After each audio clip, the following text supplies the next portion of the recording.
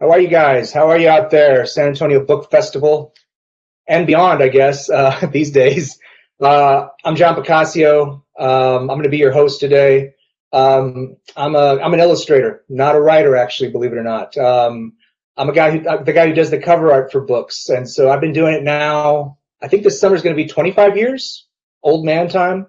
25 years of doing covers for mostly science fiction and fantasy, getting to live in the toy store of the book world, and still in love with it.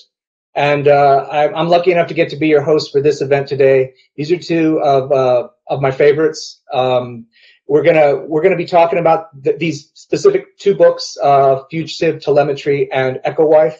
And so I'm gonna introduce really quickly who are our guests here. I'm joined by Sarah Gailey, author of The Echo Wife. In fact, hold on a second. Wait a minute. Got to hold this bad boy up right here. Here we go. So Echo Wife, all right. There it is. Hardcover, gorgeous, beautiful design. Who's that? Is that a Will Staley design? That is a Will Staley there. All right. And then we have Martha Wells with us today. And here we go. We have Fugitive Telemetry, which is here. Uh-oh, look out. There we go. That's a hardcover. Uh-oh. Yeah. Well, I've got an art right here. Nice. And I'm going to let everybody know out there, this book comes out April 27th, but we can be pre-ordering it now. And so let's do that. Very quickly, as a reminder to everybody out there, you can post your questions for the writers in the chat section. Hopefully our essay, I think Ryan's going to be sending me any of your questions, and hopefully we can get some answers for you. Don't send questions for me. Send questions for them. We're not here for me today, please. Make sure it's all about them, and you can ask them whatever you want. Treat it almost like it's an AMA. Hopefully they're cool with that, but here we go. So really important though, and I'll say it again at the end just to remind you guys out there. I mean, festivals like this are very special, especially in a time like this. And they are run on book sales through the event itself. So, you know, our authors are giving us their time, and we're appreciative. And so how we show our appreciation is buying their books through the links on the festival. And we have an amazing independent bookseller as the official bookseller for San Antonio Book Festival, and it's Nowhere Bookshop. So if you like what you hear today, I would really encourage you to please hit those buy links and purchase The Echo Wife and pre-order Fugitive Telemetry. I think you're going to have fun today. Yes, yes, yes. And let me hold that Fugitive up. And let me hold that Echo Wife up right in there. All right. You know, just the last thing to say about that. I mean, opportunities like this are so cool because when you hit that button, you're not just doing one thing cool. You're doing 4 things cool. You're getting that great book. You are supporting a great independent bookseller. You are feeding these writers, and you are ensuring that this festival can continue. So it's an amazing thing to do. Both of our writers today are very special to me because they, you know, as all authors do, you don't find success in this business stumbling into it. You have to fight for it. You have to carve out your own space, especially these days. And what's beautiful about these two is they didn't just fight like hell to carve out their own space and continue to do so. They continue to carve out space for other communities, and especially those that often are overlooked and, let's just be honest, are quite frankly oppressed so often. And both of them have proven through their social media presence, through their actions, and most importantly through their fiction, that this is kind of how they walk the walk. And I love that about these two. They're very much about that. And so they'll decide how much they want to touch on that or not during the talk. But just as an editorial comment from me, you know, you usually see people when they set these things up or when they're going to be the host just kind of go by a script. And I think people who have seen me do these things enough know that I kind of just make it up. I try to have some thoughts in advance, but that's something I just really wanted to impart to the audience out there, that these are two really great community members within the SFF field because they look out for the rest of us, not just themselves. It's a great thing. Give you a couple of quick intros real fast. Sarah Gailey, Hugo Award winner. This was like about 3 years ago, I believe, 2018, I think. Debut novella, River of Teeth, was a finalist for Hugo's and the Nebs. YA debut, Magic for Liars. That turned out to be a bestseller, as I recall here. That was a 2019 book, and then here we are. We have The Echo Wife, which is not a YA book, but I guess we would consider this a work of adult fiction. It's a science fiction thriller, as they say in marketing. But like all great books, it is much more than what meets the eye, and we're going to get into that. Martha Wells, two-time Hugo Award winner, been in this business a while, and lately she has exploded. Oh my God! And this book we're going to be talking about is part of that mushroom explosion. She's also won the Locus Award. And if we go into the award nominations over the last 3 or 4 years, you guys are going to fall asleep, so we might as well not even go there. But she's just been racking it up, and we'll just knock on wood together right now that we're not going to jinx that. But now I think she's unjinxable at the moment with Murderbot Diaries, because they're so beautifully written, and people are just in love with them. They're like crack, quite frankly. They're like crack cocaine. So as I mentioned earlier, Fugitive Telemetry is the new one. You do need to pre-order that one, and we will be talking about not just that book, but just kind of how it fits into the whole tapestry of Murderbot Diaries. So our title here today is Terror That's Out of This World, which is a cool title. I mean, it's pretty pulpy. Hits close to my heart, quite frankly. I do think that perhaps it puts these things in a box that I don't think they quite fit, because they exist beyond that box. And we will talk about that. But sometimes the true terror is the monsters that are actually within us. And I think these things are both talking about that. They really do, though, ultimately, I believe, talk about identity, choice, and personhood in very different ways. And hopefully our two guests here will be able to kind of illuminate that better than I am in this sentence. So let's get started here. I think I'm tired of hearing myself. I'd like to hear from you guys, because you're the stars. I'd like each of you to just kind of tell us about each of your books, and maybe let us know what made you write these. Sarah, we're going to start with you, if you don't mind. Awesome. That sounds great. Thank you so much for that incredible intro, John. I am so excited to talk about The Echo Wife. I've been talking about it nonstop for what feels like several years now, because the run-up to this book coming out was 2020, which lasted for about a decade. The Echo Wife is the story of a brilliant scientist named Evelyn Caldwell, who invented the method of adult duplicative cloning, which means I've got one Martha Wells in front of me, and then I go like this with some science, and I've got a second one in a tube full of goo. She can make a perfect copy of a human being and program that human being to act and think the way that she wants it to. And it's the story of the year following her divorce from her husband, Nathan, who she discovers leading a secret second life with a clone of her, who he created to be more docile and compliant than she would ever be willing to be. There's a lot more to it, but that's kind of the bones. I wrote this book in the year following my own divorce. My ex-husband is nothing like Nathan. I say this every opportunity I get, because I absolutely want to make it clear he's a very nice man. Did not clone me, as far as I know. But I ended up in a new city, kind of all by myself. And for the first time in my whole life, I had to deal with the question of who I was when I wasn't defining myself based on the needs and expectations of the people around me. And it was terrifying. It was a terror that's out of this world, if you will. And it just was it was such a powerfully transformative experience. I was in a space where I was getting ready to write a new book, and I knew that that was what it had to be about. It's easily the most personal thing I've written. It has a good amount of murder in it. I'm so excited to have it in the world. And you did clock that correctly. That is a Will Staley cover, and I am crazy about it. His work is so incredible. So I mean, you'll get into this later, I'm sure, but I got to ask you real quick. So how long ago was, well, not to get too personal, but like what year was the divorce? Like what year does that kind of happen there? Just to give 2018. So this book is not about my life right now. I am in a much different place. Yeah, I'm trying to give the audience a sense of that. Yeah, this thing has had an incubation period to sort of build its way up. You know, sometimes I think the audience doesn't appreciate that these stories are germinating years and years in advance and building off of fuel that, you know, isn't just in a moment that's right on top of us. So Yeah, that's why I brought that up. That's Oh, really it's amazing. really wild. Yeah. When did you move? When did you make them? When did you move geographically?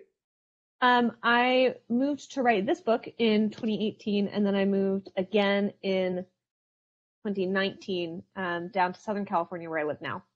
Got it. My All right. exile year was in Portland, and it was very cold and full of white supremacists. So I said, no thanks. It's not a good fit for you. All right. Beautiful. Martha, tell us a little bit about Fugitive Telemetry and what brought this latest beautiful book into the world. What were the origins here? Well, it's a prequel to Network Effect, which was the first full novella in the, first full novel in the Murderbot series. I'd finished Network Effect, which took me 18 months to write. It was very hard. It usually takes me about a year to write a book. And I originally wanted to do a sequel to it, but I think I was still too close to the first book. And there was a scene in Network Effect where Murderbot has a flashback or shows one a video of it working with station security to prevent an assassination attempt. And the relationship with station security, I had been fairly close in that little, I want to call it a clip in that little scene. But I realized I kind of wanted to go back and explore that more. So Fugitive Telemetry goes back to when Murderbot has only been on Preservation Station a short time, and it discovered, or that there's a dead body discovered in Preservation Station is a pretty low crime kind of place. It's a really nice place to live. Not much happens there. And so Murderbot has more experience at this kind of thing. So ends up working with station security, and everything is still really tense at that point because they're not used to the idea of having a sec unit on their station, and no one quite knows what that's going to look like. So yeah, it's just a prequel, and I wanted to get more detail. When Network Effect starts, Murderbot's already been there quite some time, so I kind of wanted to go back and see more about what building these relationships and living on Preservation Station would be like for it. Amazing. Like All Systems Red is the first book, right? All Systems Red. That's 2017, yeah? Or do I have that wrong? I think that's 2017. It was written in I think it was 28. No, it's 2018. Okay. I think. Yeah, it was written in 20. No, it may be 2017. I'm sorry. It was written in 2016. Yeah, I think it's 2017 because I distinctly recall. I think we were at in 2018. So yeah. Yeah, no, I think it's 2017 because I distinctly recall. I think we were at an Armadillo Con together, and I remember desperately trying to find the hardcover for it, and you said, "Good luck, son. They're gonna be hard to find." And already back then, people were hip to this thing. I mean, it really connected with people. I believe it came out in paperback first, and then .com puts out a hardcover. But because I'm such a hardcover slut, I wanted that hardcover. And you said, "Good luck, man. They're hard to find." These books have been selling like crazy. Yeah, it was I've never had a book take off like that before immediately. That was really a surprise for me. I think the first indication I had that it was going to be successful was Murder by the Book they did a pre-order signing where basically people you do a bunch of orders, and then I'll come in and just sign them, and then they'll ship them out. Not really an event or anything.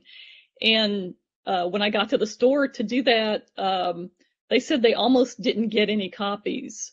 They realized earlier in the week, it's like, these need to be signed on Saturday, and they're not here, and called the publisher. And one of the publicists, I think, had to go around and basically take copies from everybody's offices because they had run out. And I didn't really believe it. I was like, are you sure? Maybe that's not it. There's some of the reason why they didn't have books. Because I'm just not used to, having many people want to buy my books all at once. It was very weird. It's a very weird experience. I've had 3 years now to start to get used to it because this isn't stopping. I'm telling you, people love these things. They really do. It's really wild. It's been a really wild ride.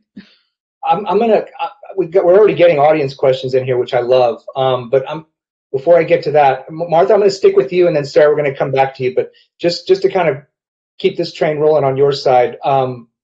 I've been very curious. You know, I mean, we've been talking about the genesis of this series, and so Fugitive Telemetry is the 5th book or 6th book. I can't remember. Yes, it's the 6th book, isn't it? 4. 6th book. Yeah, this is number 6. Yeah. I think it's number 6. So, I mean, that's a lot of books in a very short period. It's amazing, and they're all incredible. Did you, when you first wrote All Systems Red, did you have a sort of a narrative map in your head of how many books there were going to be, or has this been organically unfolding? How'd that work? Not at all. Actually, I was working on the last book in my fantasy series when I got the idea for it, and originally it was going to be a short story with a sad ending. Actually, Also, it was going to be a short story. Yeah, and then when I finished the fantasy novel, and when I literally started working on it the next day because the idea it was sort of an attack idea. And I realized pretty quickly there was too much there to be a short story. And so I decided to make it a novella. And I was specifically hoping to be able to sell it to Tor.com for their novella program. And so it was originally going to be just one novella. And then when I finished it and submitted it and they bought it, they asked for a second one. And so I decided, well, I'll just write a sequel. And that took a lot longer. They're fairly hard to write. The first one, All Systems Red, came very quickly, and I finished it in a month. The other novellas are only a little bit longer, but they've taken me about 3 months each. And there's a lot of writing and rewriting and taking stuff out. Usually I do about 10,000 words and cut it all back and start over again. It kind of takes me a while wandering around in the story to find the real plot. But I wrote Artificial Condition, and by the time I finished it, I think All Systems Red had maybe come out. I'm not quite sure. But I decided to go ahead and ask them if they wanted 2 more. And so most of those were done, before I think they were finished. But yeah, I can't remember the timeline. It's so funny. People think authors have all this detail about their book, but you write so many books, and if they all just blend together after a while, and you can't remember when they came out and what the order was and whatever. So, but yeah, so I did the 4 and then decided, a novel, because I wanted, Art is a big character in Artificial Condition, and I really wanted to go back to that character, but it took me a while to kind of figure out how to get Art back in the story. And so Network Effect basically came out of that. That's and yeah. Beautiful. Yeah. Oh, go ahead. No, you finished, Martha. Finish. No, Sorry. I think that's about it. Yeah. Sarah, I want to throw something out to you real quick. So there was I'm a pretty big admirer of Guillermo del Toro. I was an admirer of him back to the days of Kronos, like his first film. I was there long before Pan's Labyrinth. But yeah, he's a guy that I look up to, a creator that I look up to. And there's a quote from him. I'm going to read it to you, and perhaps you can give us your thoughts. So this is Guillermo. The way I love monsters is a Mexican way of loving monsters, which is that I am not judgmental. The Anglo way of seeing things is that monsters are exceptional and bad, and people are good. Close quote. So I'll read it one more time to you. Open quote. The way I love monsters is a Mexican way of loving monsters, which is that I am not judgmental. The Anglo way of seeing things is that monsters are exceptional and bad, and people are good. So what I'm saying to you, Sarah, is that I'm not saying that The Echo Wife is a monster story, but how do you take that quote? Because as a Mexican American, I'm thinking you might be more Mexican than you think you are. I will take that compliment on board, and it will live right here. I mean, yeah. I also love Guillermo del Toro. I think he's brilliant. His work is brilliant. His ethos is brilliant, and his perspective is brilliant. I love that quote. I love that perspective on monstrosity. And you're completely right that The Echo Wife is a monster story. Actually, a lot of people don't know this. Authors don't get a ton of control over titles a lot of the time. I've had like one book where I came up with the title we ended up using. And the original title for this book was We Will Be Monsters. And of course, the sales team at my publisher was like, no one will buy that. And we came up with a much better one. But it's so much about monstrosity. It's about how monsters are built and made. It's about how each of us has the potential to become and seek out monstrosity. The main character, Evelyn Caldwell, in the book, you get to see a lot of her childhood and where she comes from. And she has a monstrous father who teaches her that monstrosity is the way to have security and power. And so she goes, great, of course, that's what I'm going to model myself after. And it's so much about learning to come to terms with and either love and accept the monster inside of you or deny it. I'm also currently, my book that I'm working on right now, which I can't go into too much detail on, is all about monstrosity and the way that sometimes the thing we think of as monstrous can be the most loving thing in our life, that it might be the only thing we can truly connect with. So I love that quote very much. It is like going to be swimming around in my brain, I think, for the rest of my life. No, it's amazing. I mean, your book is very much about personhood, and about, in a way, I mean, that's kind of, I mean, like I said, terror that's out of this world. It's a great title. I mean, I love you, San Antonio Book Festival. It's great and all, but I mean, when I look at y'all's two's books and the sort of this, I don't want to get too much into sort of the subcurrents. I mean, that's up to you guys to decide how much you want to get into it, but they are very much about identity and personhood as far as how I am seeing them. I mean, do you want to talk about that a little bit, Sarah? I mean, it's up to you how much you want to get into. Maybe I should specify that, I know the great books, both of y'all's being included here, ask these things that make them relate to everyone, but I feel like you are definitely reaching out to people who are feeling left out, which is part of why I love your work. Is that a conscious thing, or is it just like that's just who you are and that's how your stories work? I'm saying that I'm asking you to comment on that. Yeah, I mean, I can talk about this stuff all day. I can be really annoying about it. It's both a conscious thing and kind of unconscious. It's that Dolly Parton quote of "Find out who you are and do it on purpose." All of my writing is so much about identity and personhood, and especially the Echo Wife is about who we allow to be a person. It has that kind of classical sci-fi clone question of, is a clone a person? But with a clone as a really main central character asking themselves that question as well. Am I a person? If I am a person, what does that mean? And that comes so much from my experience with queerness and gender nonconformity and disability, of spending my whole life being told, hey, just so you know, these kinds of people aren't people. And then going, shit, but I'm that kind of people. I'm sorry, I don't know if we're allowed to swear here. Sorry, San Antonio. Do it. I'm those kind of people. So does this mean I'm not people anymore? How do I reconcile this with what my entire culture that I live in the United States tells me about myself? And so much of my writing is about wrestling with that question and then reaching out to other people who are wrestling with that question and saying, hey, this sucks, huh? Exactly. When you see kind of how you've been handled so far with the Echo Wife as far as the press reception for it, I keep seeing Mary Shelley's Frankenstein keep getting brought up.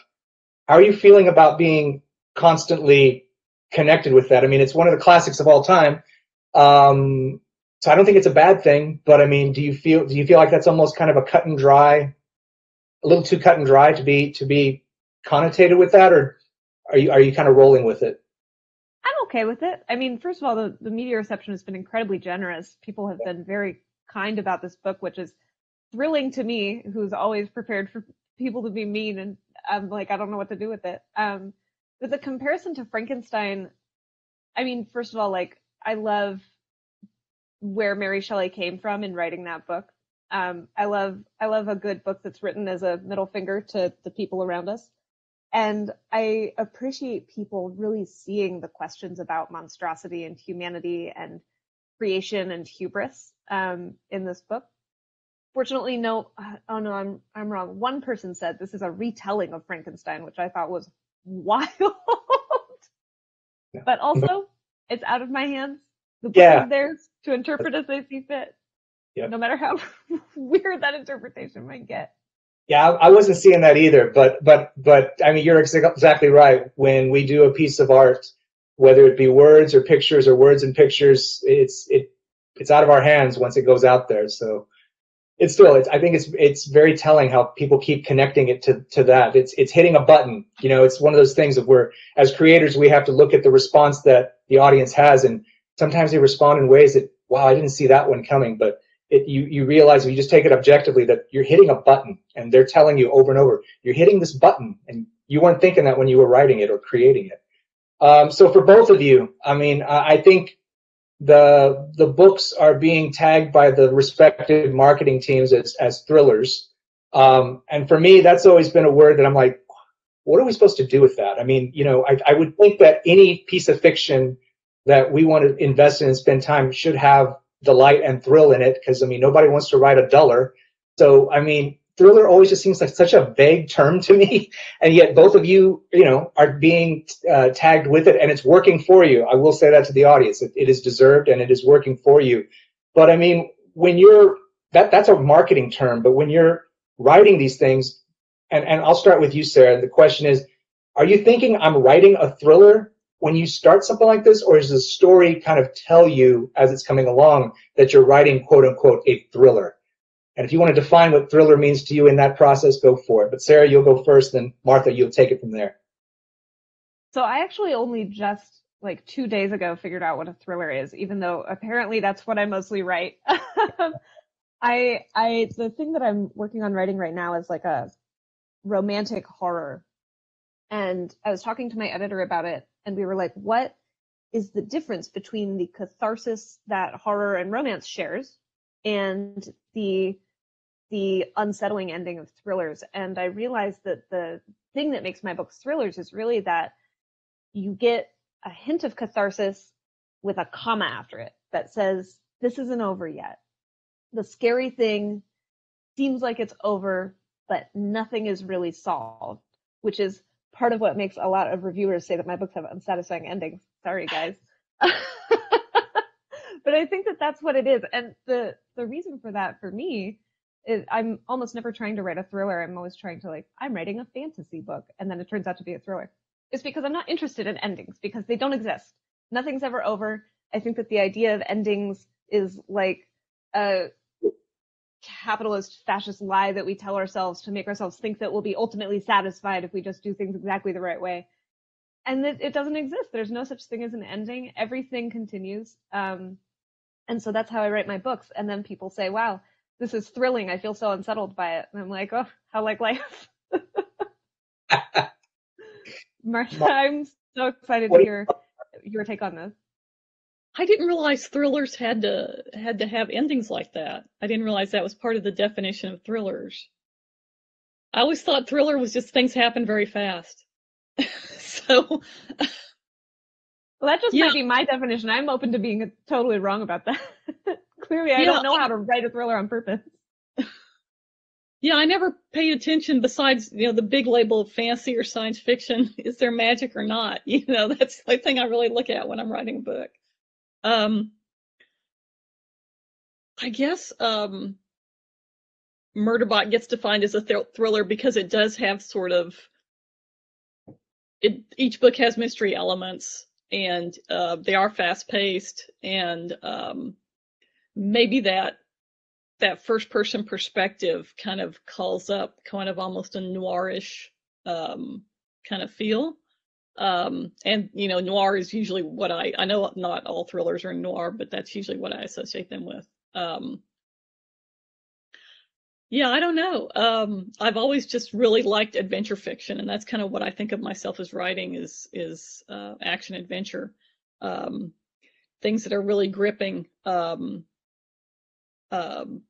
where the reader is kind of doesn't really know anything more than the character knows. They're seeing the world and seeing the situation completely through the character's eyes, and you're not being given any other perspectives with more information.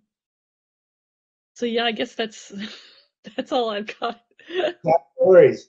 I mean, like, for the audience out there, I mean, it's going to be there's going to be people way beyond San Antonio watching this thing, and it's going to be a mixture of people in the business and mostly people who are just readers and lovers of these stories. So for the people that are not in the business, which is going to be most of you, you'd be surprised how many things in the publishing game are outside of an author's hands. I mean, in the end, it's always about the story. So it's always about what's in their heads and what they're presenting to the rest of us out here.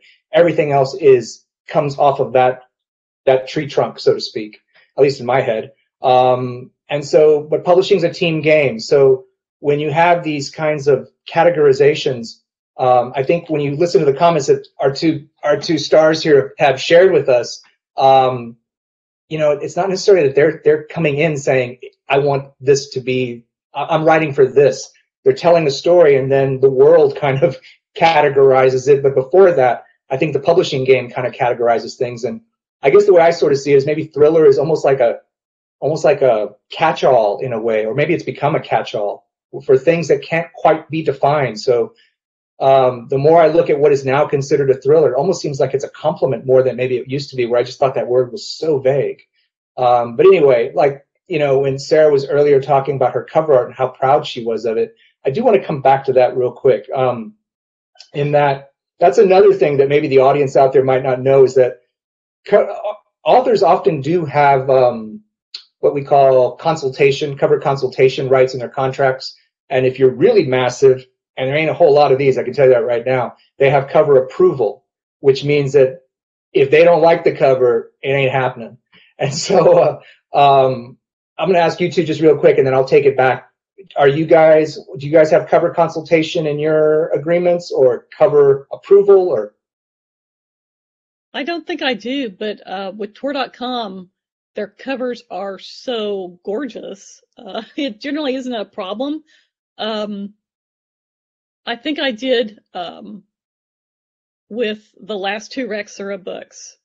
But of course, as soon as I got that, then I had an editor who was choosing the most incredible artist and the most beautiful covers I'd ever seen, and was working with me pretty closely on them. Not that I had much to say, because he was better art director than I was. So yeah, it's sometimes I think that, the reason why authors don't have a lot of control over it is, most of the time, the good reason is that art direction is a really specific skill, and you really have to know a lot about what you're doing, about what's good cover art and what's going to make people buy the book. And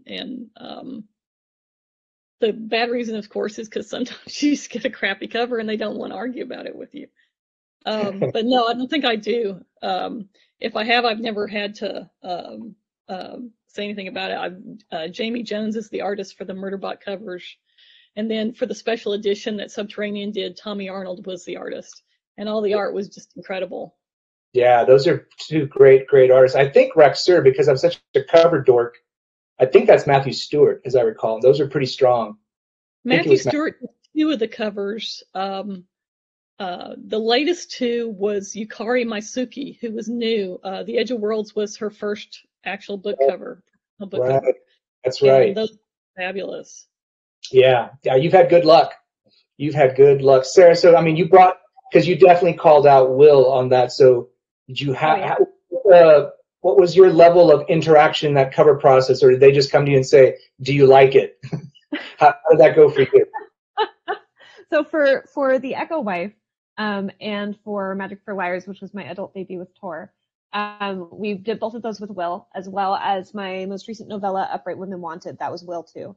And on all of those, I honestly don't know if I have cover consultation in my contract, because my relationship with my editors is so communicative and awesome. Like, I love working with them so much that they'll say to me, do you have any thoughts about this cover? And for the first couple of books that I had come out, I was like, here's all of my thoughts that I have. And those are my ideas. And then we took them to a cover artist, and with Magic for Liars, this was like the big one that just walloped me. Will came back with this iconic, incredible cover. I should have had the book next to me so I could show you guys. It's a beautiful red field with a completely pitch black hand crossing his fingers with an eyeball on it, and these vibrating colors around it. I actually am wearing a long sleeve shirt, so I can't show you, but I have a tattoo of it on my arm because it's so gorgeous. And that hadn't been any of my ideas. That was nothing to do with me. And after that point, I went, what if we just give the book to Will, and he does whatever he thinks is best, and that is so the smartest direction. Upright Women Wanted, he did this brilliant cover. It's a pulp western, near future dystopian anti-fascist spy story, and he did this incredible cover with silhouettes kind of sideways and staticky old-timey television bars sort of look to it.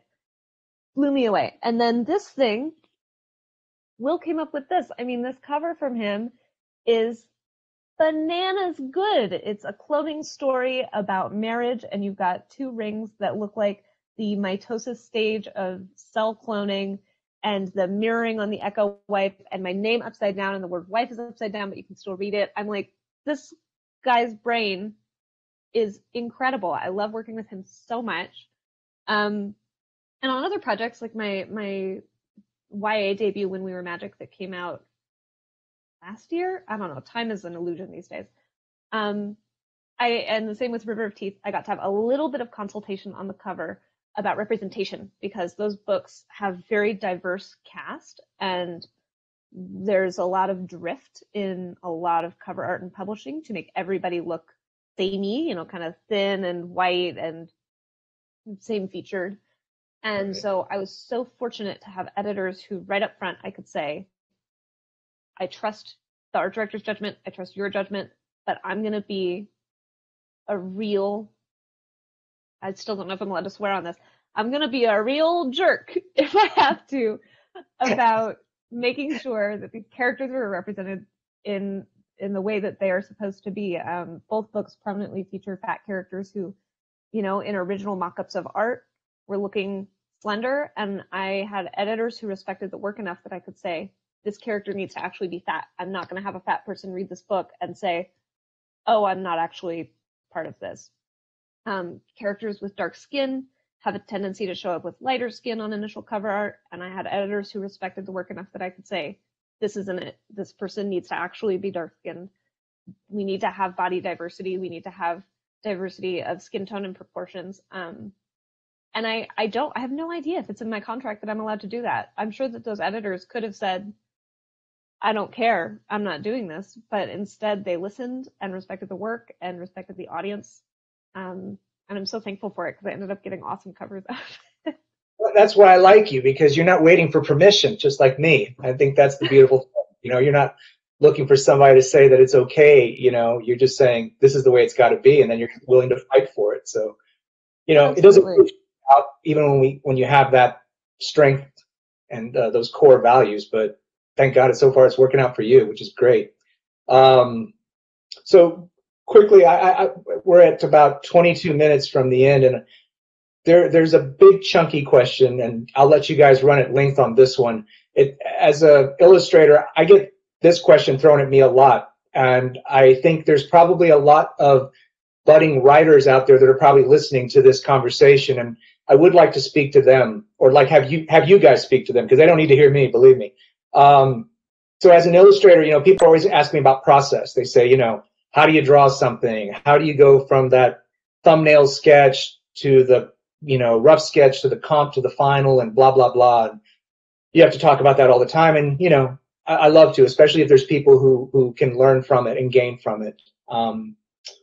So from the writing side, Sarah, I'll start with you first. Give us a glimpse into a typical day for you of creating the Echo Wife, not just creating, you know, any book, not as a generic question, but in terms of when you were creating Echo Wife, because there is a definite life situation you were going through, and so that is very specific to this book. So give us a glimpse into sort of a typical day and what kind of work a budding writer has to put in to make it in this business as a novelist.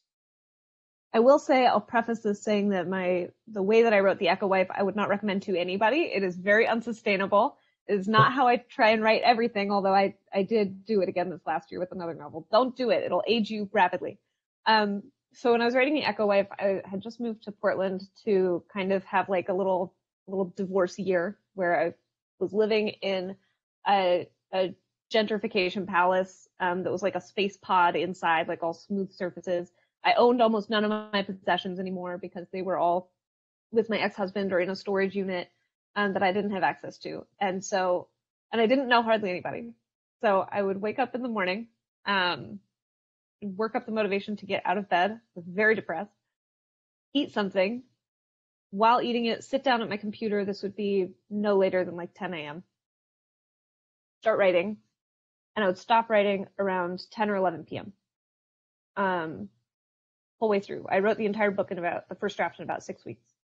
And then once it was over, I would get up, realize I hadn't eaten all day, eat again, not drink enough water because I was very dehydrated all the time back then. Don't do that. Bad for you. And then maybe like read until 1 or 2 in the morning and go to sleep and wake up the next day and do it again. I would occasionally take breaks to like go outside and walk down the street to this wonderful little bar. If you're in Portland, it's called Angel Face, and it's the best. They like don't have a menu, and you just say, I like this kind of cocktail, and they say, here's what you get. Good luck. Love it. And that was kind of how I did it. I mean, it was very much a situation where I was unscrewing the top of my skull and tipping my head and letting all the brain juices pour out, and then screwing it back on for the night to try and fill back up. And the first draft that came out was not super far from the final draft that we have now. I ended up layering in some stuff, and, you know, as always, working closely with my brilliant editor, Miriam Weinberg, who makes everything I write 1,000 times better. But the real bones and structure of the story and the heart of the story all just came out of that. Terrible way to write a book. Terrible. It was so draining and so brutal, and I think the only way I could have written this. Completely dehydrated yourself, didn't drink water, loading up on what cocktail? What was the cocktail of choice during Echo Wife? The fans have to know. So there was the cocktail choice, and then they also taught me how to drink whiskey, which was totally life-changing. But the cocktail of choice was the Brooklyn, which I still don't know what's in it except for these little beautiful, very dark cherries that were like half of my diet, I think, during that time. So what do you call those? Luchardo cherries. I think they're Luchardo. Yes, yeah, Luchardo cherries. They're the best. Premium. Yeah, they're so good. It was Martha, that and guacamole is what I was living on. Yeah, we're not going to talk about cocktails the rest of the way, Martha, I swear. Back to you here. Martha gets scared when I start talking about alcohol. It's like, oh, Picasso can go on forever. So to swing it back to Process and Murderbot Diaries, you know, we've established that this is the sixth book in a series, and you definitely talked earlier about how, you know, the first book came along pretty quickly. It expanded from a short story to a novella, and then the rest of them have been a little bit of a tougher push. But what is sort of a typical day for you, especially writing this particular book, Fugitive Telemetry? What's your typical workday look like? I usually, with other stuff I've tried with my fantasy, I try to get about 1,000 words a day, and hope for about 5,000 words a week. With Network Effect, I pretty much settled into realizing I was maybe going to get 500 words a day, if that. And it can take me anywhere from an hour to several hours. I'm kind of, I'll have trouble maintaining concentration sometimes. So that's one of my problems, and I do tend to like to have distractions in the room. But one of the reasons why it does take so long is, and it's kind of so difficult, is Murderbot has that multiple perspective where it's using drones to mostly see with, and we'll have drones in, like, for example, a Network Effect in the ship. It has drones looking at what the humans are doing in other areas. It's keeping up with you know, what the bad guys are doing, and it's also accessing different systems all around. And so all that input is coming in. And also, I'm also trying to give the impression of a being that is moving faster mentally than the humans and other people around it. So it does take, to put that perspective together, it does take more time than with just writing a normal person. And it is more difficult. Also, logistically, with the fight scenes, with bringing all the information it knows together, those can be really difficult to do. and just write it. And it's like, I didn't think of that before I started writing it. I was just like, this all stuff came out of like thinking about in the first novella, thinking about what this character would be really like, especially once it gets rid of the constraints that it's been under, what it would really be able to do. And so it was like, wow, I wish I'd thought of something less complicated and a little easier. So yeah, mostly that. I usually by about 2 o'clock in the afternoon, I'm starting to kind of lose mental cohesion. So I'm not getting very much done. I have a lot of issues with decision fatigue. I think people have different,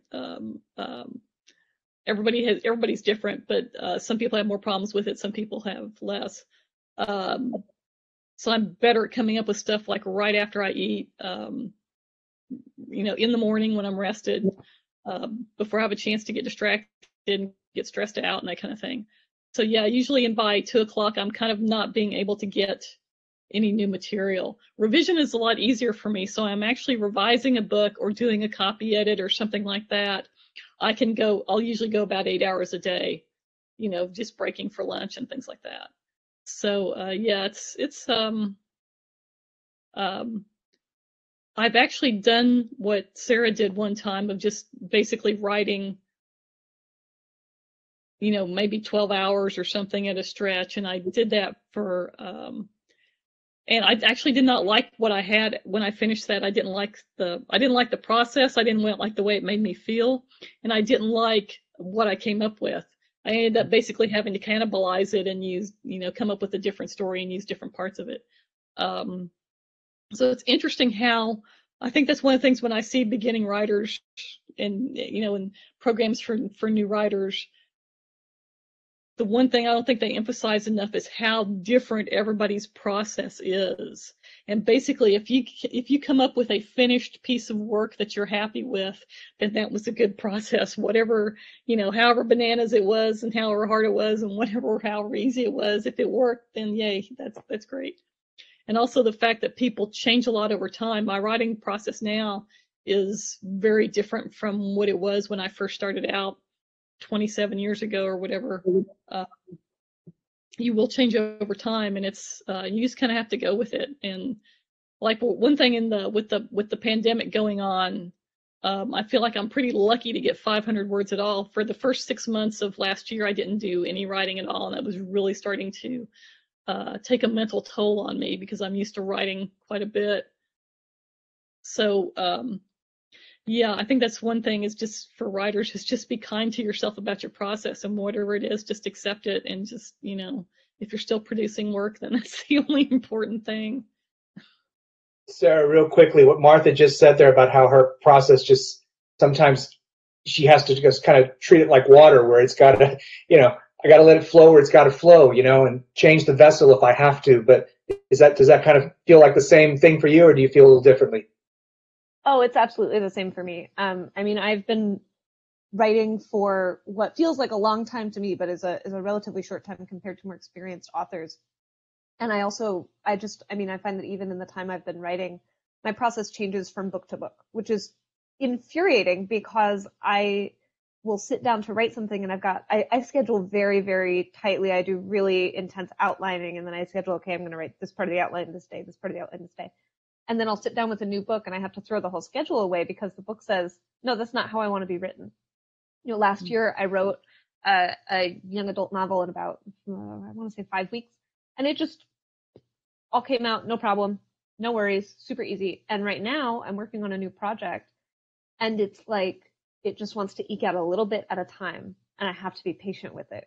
It's killing me. And I always just have to come to that state of acceptance that this is how this book wants to be written. And I always just think about the fact that I think it was Terry Pratchett who said that his goal was to write 400 words a day, period. He didn't need more than that.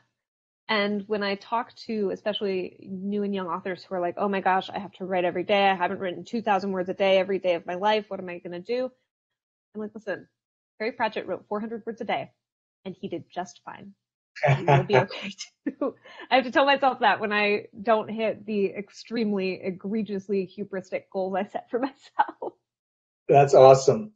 I've got a couple more, but we've got some audience questions coming in. We're hitting at we end this thing at 3, right? It's not like physical panels where they cut us off 10 or 5 minutes before. We get to end at 3, correct? Is that right? That's my understanding. So I'm just going to go all the way to 3. If the thing stops on us, too bad. But I'm going to do the wrong thing, which is usually the right thing for me, and I'm going to throw some audience questions in. And if I get to fit my last bits in, great.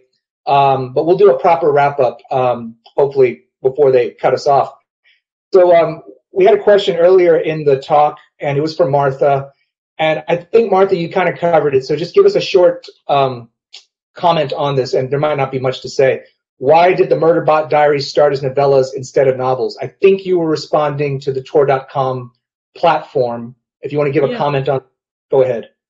That's it. The Tor.com, it's a novella line. They do novels occasionally. I think 1 or 2 novels per year, but it's mostly a novella line, and that's what I was aiming for. I had no idea it was going to be a series. People ask, well, why did you do a novella series? And it's like, well, I didn't intend to. It just happened that way. I don't think I've ever planned out a book series in advance, because I've never known when I sell a book, I never know if they're ever going to want a second one or not. So I try to make, even the Raxura books were all written to try to be standalone up until the point where I knew I sold 2 books at once, and that I was going to be able to finish the story in 2 books. Yeah, that's a really important thing right there. I actually had made a mental note, but because, as always, I kind of make this stuff as I go. Woo, I almost forgot that one. So everybody out there, especially if you're coming fresh to Murderbot Diaries, these books can be enjoyed and absorbed as standalone. So if you're like me, like, oh God, I'm going to really piss off Doctor Who fans here. Like, I cannot watch Doctor Who because there's so much for me to have to absorb, because I didn't come into this thing from, day one of my life, and I don't understand the whole continuum, and it's going to take me years to get it. So I probably will never be able to get on that train and ride with you guys. But Martha's books are not like that. At least Murderbot Diaries aren't, in that you can jump on with Fugitive Telemetry and not feel like, what the hell's going on here? I'm lost. They do work as standalones, which I think is an amazing thing. If we can get to it at the end, I might actually ask you a question about how do you pull that off, when I would think it's very hard to do that with series. But let me just throw in a couple more audience questions real quick. So here's one for both of you, and we'll see if we can get a couple of short answers for this. Thrillers must have passages. This is from Mark. Mark is saying, thrillers must have passages with breathless pacing. That's a quote from Mark, breathless pacing, that propel the reader for several pages. What are the challenges and tricks to writing those passages that contain breathless pacing? Any short answers on that from either of you? That's just how, writing adventure fiction, that's just how I've learned to write. That's how and that's my favorite thing to read, and that's kind of why I write it. So, Sarah? Let's do it. Yeah. Do it.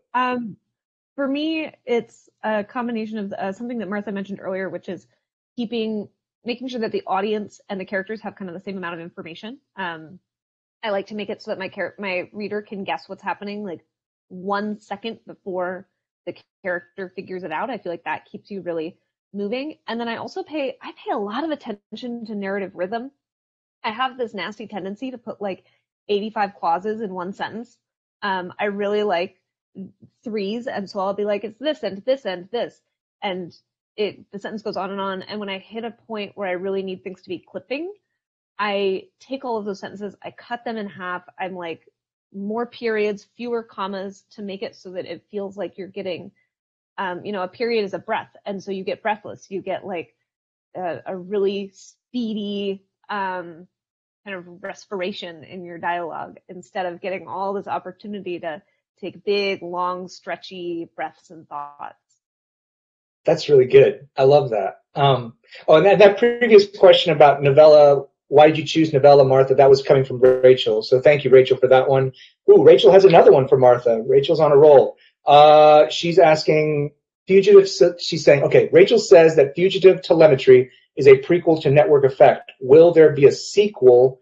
And then will we learn more about 3? I hope there will be a sequel. I tried to write one at the beginning of last year, but with everything going on, my brain just stopped working. I've gotten started. What I'm working on now is a fantasy novel.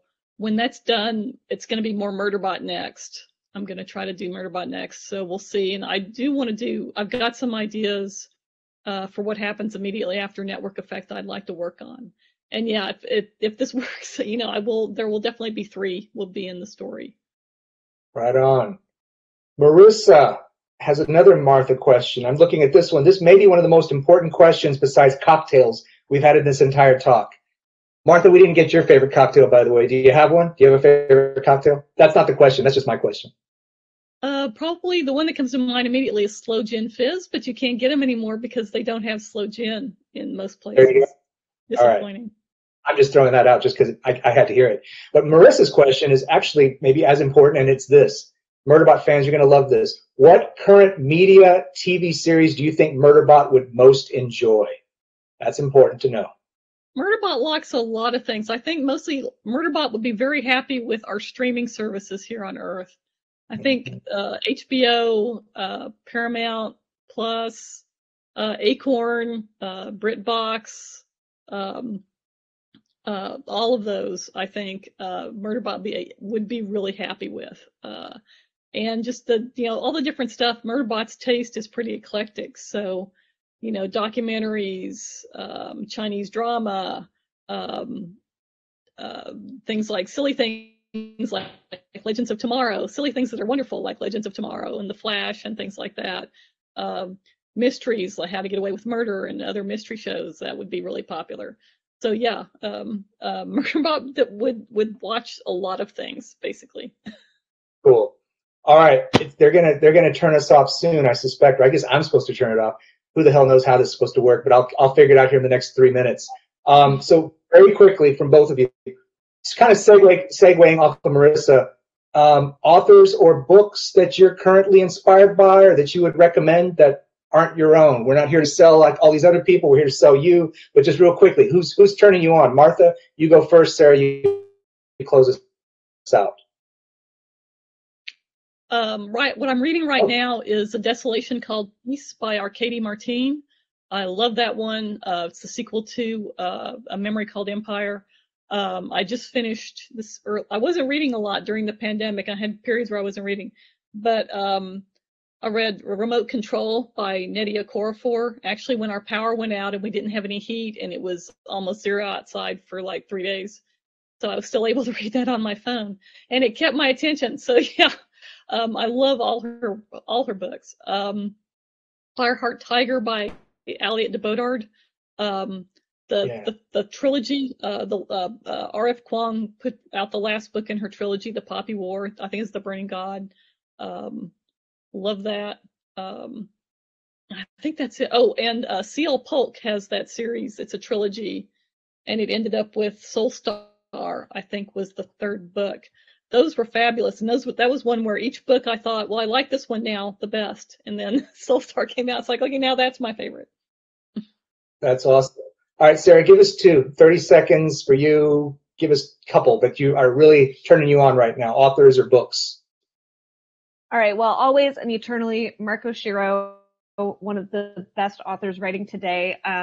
Their book, Each of Us a Desert, came out last year and is totally mind-blowing. Stunning use of form, poetry as a plot device in multiple languages, like gorgeous. And then in the nonfiction track, Lulu Miller's Why Fish Don't Exist is a book that I think could completely change the world. It's about taxonomy, and it's a biography of a brilliant scientist who also happened to be a monster eugenicist, and it's also Lulu Miller's memoir, and it says stunning things about identity and queerness and the way that we categorize people in order to degrade them, and I'm obsessed with it.